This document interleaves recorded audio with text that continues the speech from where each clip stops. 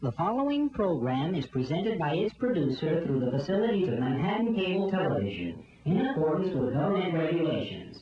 We are not responsible for the content of this program, and its transmission does not imply our approval.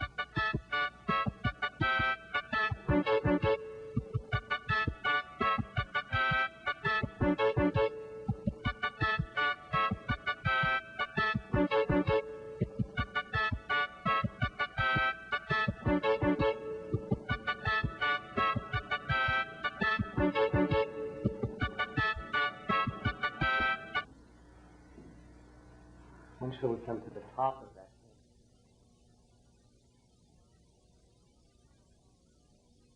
thing? Hark, do you hear the sea? No, truly. Why, then your other sense is growing perfect by your eyes' anguish. Well, so it may be. Methinks thy voice is altered, and that thou speakst in better phrase and matter than thou didst. You are much deceived. In nothing am I changed but in my garments. Methinks thy voice is altered. Come on, sir. Here's the place. Stand still. How fearful and dizzy 'tis to cast one's eyes so low. The crows and choughs that wing the midday air show scarce so gross as beetles. Halfway down hangs one that gathers samphire. Dreadful trade. The fishermen that walk upon the beach appear like mice, and yon tall anchoring bark diminished to her cock a buoy, almost too small for sight. The murmuring surge that on the unnumbered idle pebble chafes cannot be heard so high. I'll look no more, lest my brain turn and the deficient sight topple down headlong. Set me where you stand.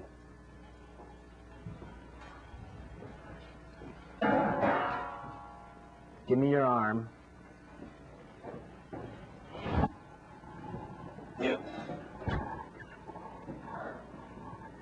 You are now within a foot of the extreme verge.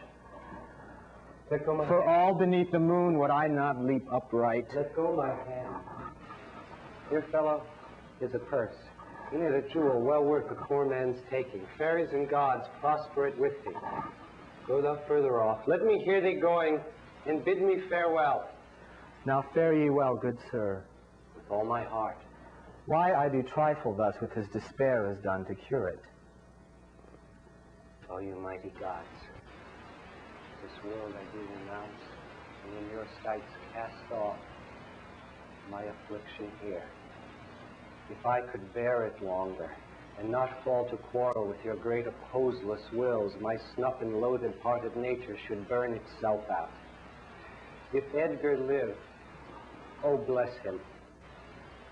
Now, fellow, fare thee well. And so fail!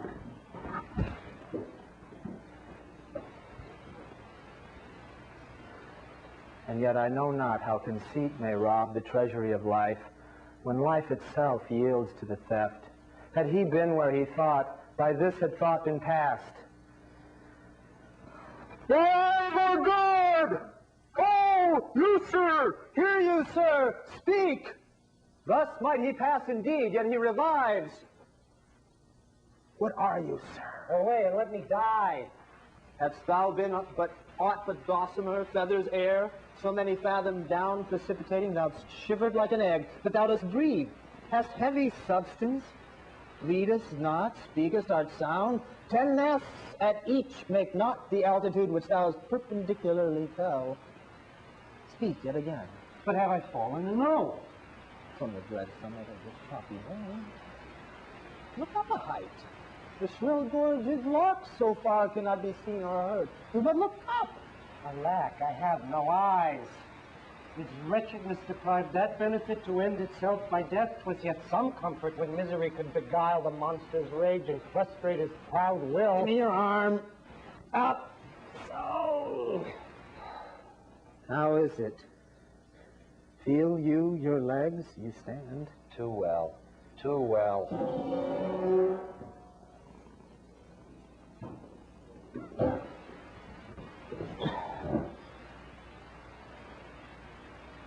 This is above all strangeness. Upon the crown of the cliff, what thing was that which parted from you? A poor unfortunate beggar. As I stood here below, methought his eyes were 2 full moons. He had 1,000 noses. Horns whelped and waved like the enrigid sea. It was some fiend. Therefore, thou happy father, think that the clearest gods that made themselves honors of men's impossibilities have preserved thee.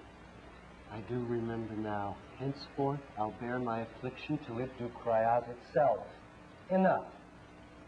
Enough. And die. That thing you spoke of, I took it for a man. Often 'twould say, the fiend, the fiend. He led me to that place. They're free and patient thoughts. But who comes here? The safer sense will ne'er accommodate his master thus. You cannot touch me for coining. I am the king himself. Oh, thou side-piercing sight. Nature's above art in that respect. There's your press money. That fellow handles his bow like a crow keeper.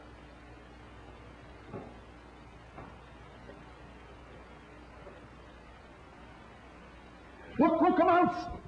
Peace. This piece of toasted cheese, soldier. There's my gauntlet. I'll prove it on a giant. Bring up the brown bills. Oh, well-flown bird. In the clouts, in the clouts! Give the word. Sweet marjoram. I know that voice. On a rope, with a white beard. They flattered me like a dog. Told me I had white hairs in my beard, or the black ones were there. To say I know to everything that I said, I know too is no good divinity. When the rain came to wet me once, and the wind to make me chatter, when the thunder would not peace at my bidding, there I found him. There I smelt him out. Up to they are not men of their words. They told me I was everything. It's a lie. I'm not ague-proof. The trick of that voice I do remember well. It's not the king.